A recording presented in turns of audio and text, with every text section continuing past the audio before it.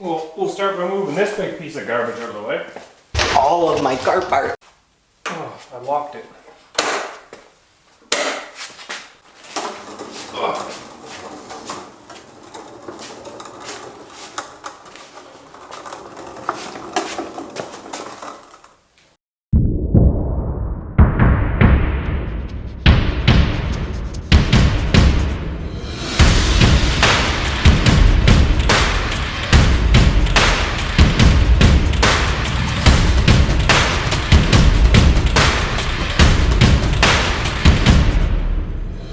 And we can pull out this piece of garbage.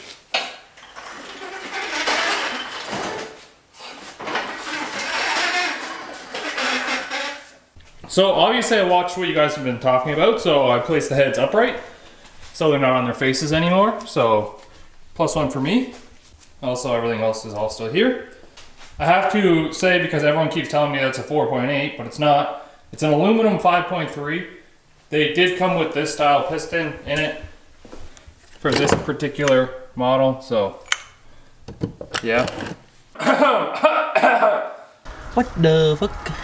If it's your first time to the channel, that was the Mocula engine. There's tons of build videos out of it on this channel. If you're not subscribed for this one, subscribe for that one at least. It's going in this Mustang. I have to address a couple things first before I start pulling the rest of the stuff off this engine so we can go get it cleaned. Yes, it is a 5.3 aluminum block. Yes, the aluminum block is the one you want. It's way lighter and it will still hold like over 1,000 horsepower easy. It's probably worth mentioning that I've been getting advice from the guys who are kind of localish to me. They're in the same province at least. And they just set the world's fastest stock bottom end 5.3.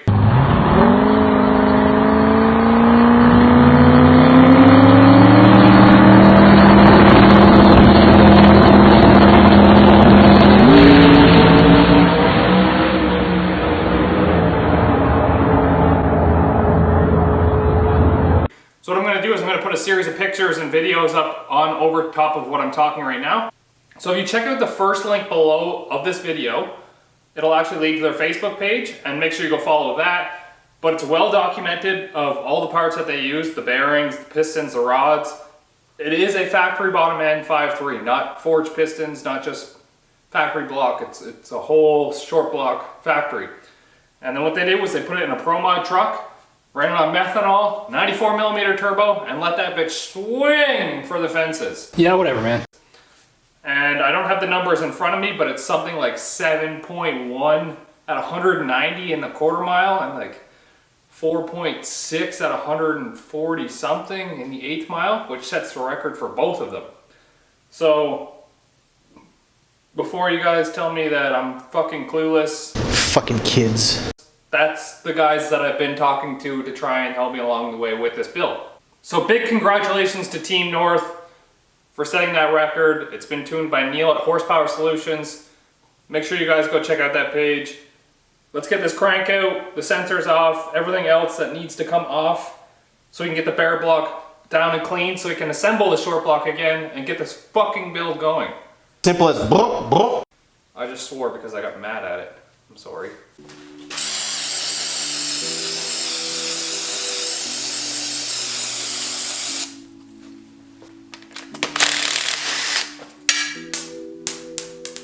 Oops.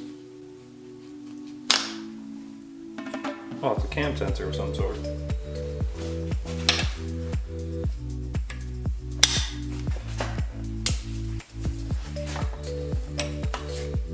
I know this might be half retarded, but I have to get that rear main seal off, so how am I going to do that? I can get a couple of the bolts, I guess.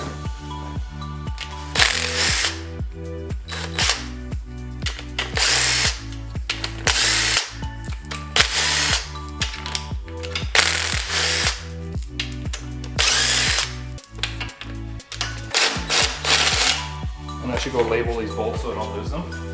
I'm a little teapot. Oh, this is super gay. Oh yeah, I get it. I get it. You don't even want me to put a wrench in there. For sure, someone's gonna comment and say, "Why are you doing it the hard way, man? Just take it off the stand." No, I like it hard. Like it nice and hard like that? Yeah. What a time-consuming process. Oh, come on, the last one I can't even get my hand out. Oh, come on, come out. You can do it. Go this way if you have to. No way, you're stuck in it. Ugh. Yes! I got it. Got her. I thought I was for sure gonna have to take it off the stand. Now we can flip you over. Yeah, you like that? We'll flip you over. Make a mess on the floor again. It's so much lighter now. Looks like the grounding points for like the engine and starter wire. Okay, so now to get the crank out, you gotta take these main caps off. And they are actually 6 bolt mains. So there's a bolt on the side here, on each side, and then there's 4 on top. To put that in perspective, I'm used to 2 bolt mains. Like my super motor has 2 bolt mains in it. I think this thing has 6 bolt mains as well. But import world, 2 bolt mains. That's because you got to carry the load of 2 connecting rods down here instead of just one, where there would be a main bearing, and just 1 connecting rod on like a inline 6.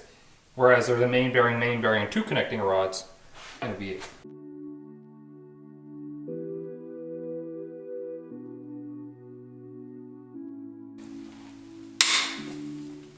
Jesus Christ, those were on that tight.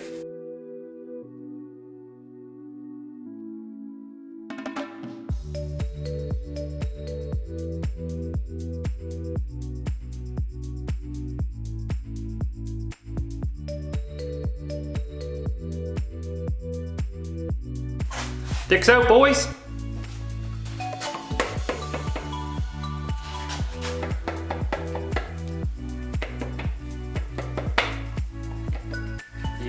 Yeah!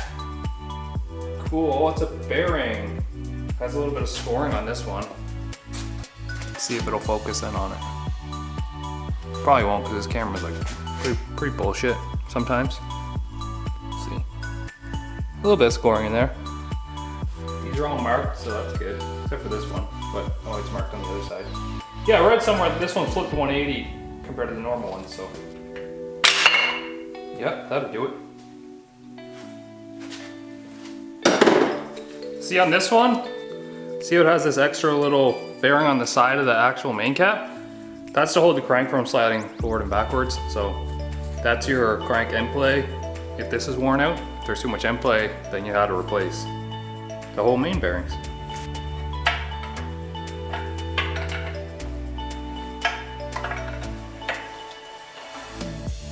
Now we can take this crank out, and I've read that it's somewhere like 50 or 60 pounds or something, so I shouldn't be able to do this alone because I'm a little weak bitch.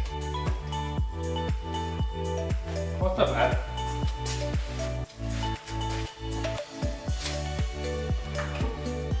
Okay, so the crank is over there. You're supposed to keep it upright. Something about it might warp if you lay it down or something. I'll pull the main bearings out, but that's it. We gotta go get it cleaned so we can start reassembling it. But I want to get it cleaned just because it's a dirty pile of shit, and we got to put new crank bearings in it. So you kind of need someone who knows what they're doing to put crank bearings in, usually a machine shop. Okay, camera, quick rundown of the game plan. So what the engine builder told me is get it cleaned, get a new set of rings, and just reuse the old bearings. Don't even check them, don't even look at them, just the magic is there still if you just reuse the old bearings. So we'll get a new set of rings for the bottom end. So we'll get it cleaned, we'll get it back, we'll get the crank in, we'll hone the cylinders out a little bit with a ball hone, the new cam bearings, and then get the rings in. So then we can start assembling our short block. And now in the top end, this is where it gets a bit different because the heads, they're gonna stay factory. However, we're gonna get new springs, push rods, lifters, and then we're gonna get LS9 head gaskets. We're also gonna get a Bryant Tooley cam and some ARP head bolts. So, however, the bottom's staying really budget, we're gonna spend a bit more money in the top end. But the whole build is still gonna be cheaper than if you were to go buy a 2JZ off a crate somewhere for like $3,000. So if you guys have any comments, leave them down below. I'll try and answer all of them. I've been trying to answer a lot of the controversial ones and stuff, but some of you guys are kind of weird.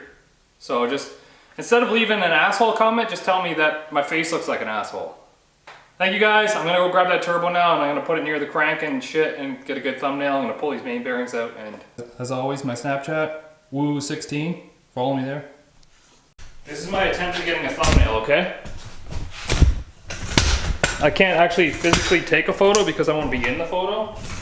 So I'm gonna we're gonna put this here and then we're gonna turn the block so you can see inside the block.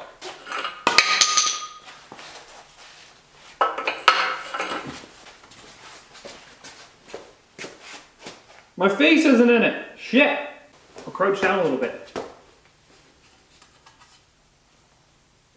Boom, your mom. See that? That's a sick ass thumbnail. Boom, like that. Yeah. Peace, bros.